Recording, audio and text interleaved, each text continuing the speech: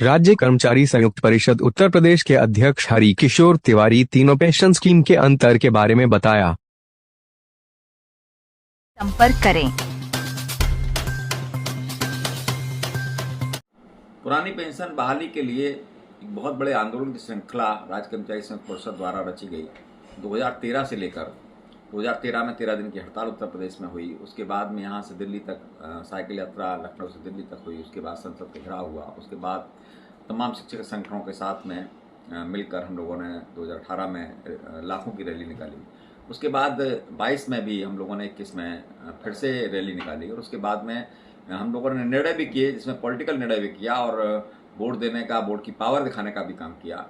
और यहाँ से होते हुए श्रृंखला चलती रही। उसके बाद भी जब बात नहीं बनी, एक कमेटी उत्तर प्रदेश से बनाई गई, उसमें तमाम IAS रखे गए और हम लोगों को भी रखा गया उसमें। और हम लोगों ने 2 महीने तक तर्क के आधार पर किया और 14% उससे हमें बढ़ा था।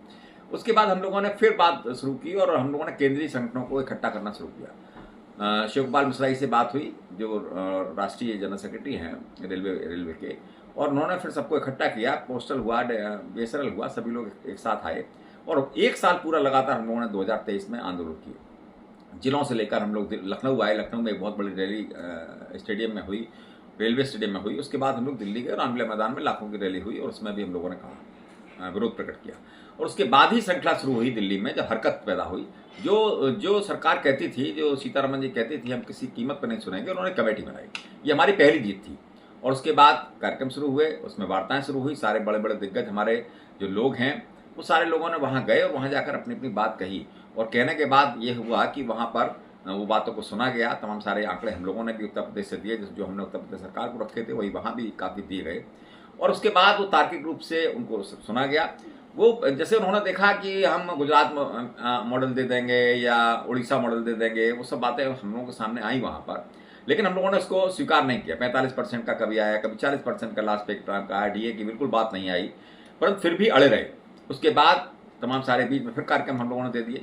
और उसके बाद ये हुआ कि प्रधानमंत्री जी ने एक संज्ञान लिया और उसको बुलाया गया। हमारे सारे नेता, बड़े बड़े नेता हमारे, विशेष रूप से शिवपाल मिश्रा जी को हम धन्यवाद देंगे, जो उन्होंने इतनी मेहनत करके वहाँ तक उस बात को पहुँचाया जिसको कोई सुनने को तैयार नहीं था। और वहाँ जाकर जब बात हुई तो लास्ट पे डांड का 50% पे बात हुई, जो पुरानी पेंशन मिलती थी। जो DA के लिए हम लोग परेशान थे कि DA मिलेगा नहीं तो हमारा बुढ़ापा कैसे कटेगा, DA की बात हुई और DA पे पूरी सहमत बनी। इसी तरह के जो हमारे मृतक हो जाते थे, उनके बाद जो पारिवारिक पेंशन मिलती थी, उसकी बात हुई। उसमें बहुत अच्छा हम लोगों को पहले से बेहतर मिला, इस बार हमें मिल गया। तो ये सब चीज़ें आई हमारी निकल के। इससे पहले आपने देखा होगा 2015 में, अभी 2005 में से पहले जो लोग सेवा में आए थे और उनका रिक्रूटमेंट बाद में हुआ था, उसके लिए भी हम लोगों ने आदेश दिल्ली से लड़ झगड़ के कराया। फिर उत्तर प्रदेश में हम लोगों ने कराया और तमाम लोगों को, हमारी तरफ से 1 लाख लोगों को उसमें फायदा हुआ था। तो एक उस समय भी हमने कहा था कि खिड़की खुली है, जिसको उन्होंने कहा है कि भाई हम खिड़की खोल रहे हैं और इसमें हम काम शुरू कर रहे हैं। उस वक्त भी कहा, सारे संगठनों ने कहा, जितने और संगठन यहाँ आंदोलन कर रहे थे, उन्होंने भी इसको कहा था कि खिड़की खुली है और आगे भी काम करेंगे। हम लोग भी आज कह रहे हैं कि एक बहुत बड़ी खिड़की खुली है, बहुत अच्छा काम हुआ है। जहां तक हम ला पाए 95% तक हम लाने का काम किया है। आगे भी किसी का दरवाजा बंद नहीं है, किसी की खिड़की बंद नहीं है। हम लोग भी काम करेंगे। अभी हम लोग इनके पूरे आदेशों को देखेंगे। आदेशों को देखने के बाद तय करेंगे कि सब लोग, सारे संगठन बैठेंगे और फिर से तय करेंगे।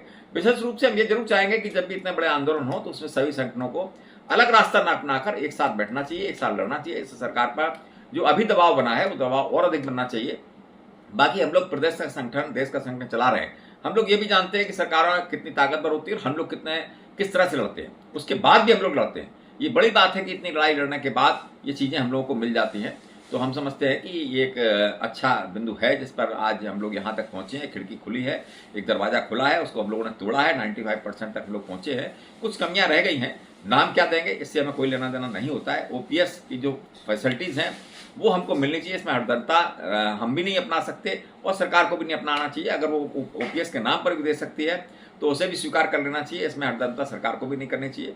हमने फिर कहा कि हम लोग फिर से बैठेंगे इस पर और अपने आपस में चर्चा करके किस स्तर तक जाना है, कहाँ तक जाना है, इसको तय करेंगे। फिर भी हम ये जो हुआ है अभी फिर फौरी तौर पर हम जो यहाँ तक पहुँचे हैं, हम लोग बड़ी मेहनत के बाद पहुँचे हैं, इसको हम लोग अभी देख कर तब निर्णय करेंगे। धन्यवाद।